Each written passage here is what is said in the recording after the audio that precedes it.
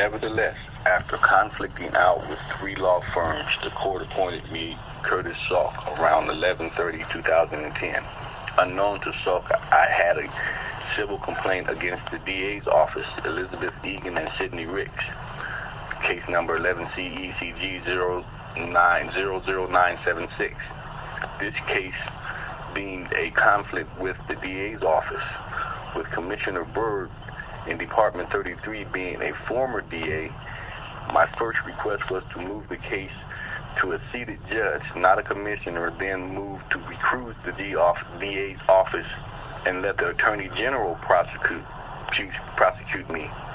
Because the case was so weak, most likely the Attorney General would laugh it out of court, or the judge could dismiss the case in the interest of justice.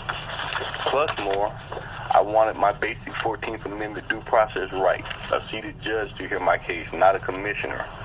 But every time I asked Attorney Salk to move the case to a seated judge, he played dumb, like he didn't understand what I was talking about. It took 5 months just to get my case to Judge Sanderson. I had to write the court myself and almost demand the judge.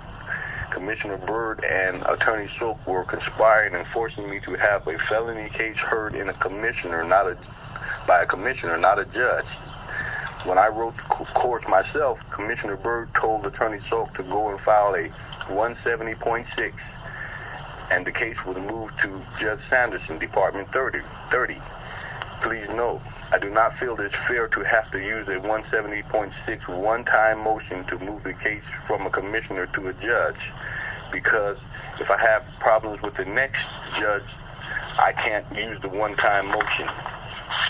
Nevertheless, after 5 months of arguing with Attorney Salk to move the case to a judge, I wrote the commissioner myself, and he ordered Attorney Salk to go file the 170.6, and the case was moved to Judge Sanderson, who set what I thought was a prelim on 4/22/2011.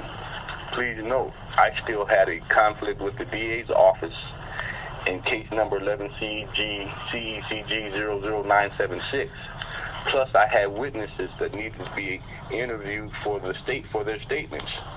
But when I got to court on 4/22/2011, the DA, Scott Kubota, had 2 witnesses present. One was Officer Michael Gebhardt, the police officer who wrote the report, and the other was a male officer that I didn't know. Most likely it was supervisor on the report, Lowry Dennis. Please note, Supervisor Lowry was not at the scene, nor was he the co-officer in the arrest. The co-officer was T. Kazarin, and his badge number was P1318.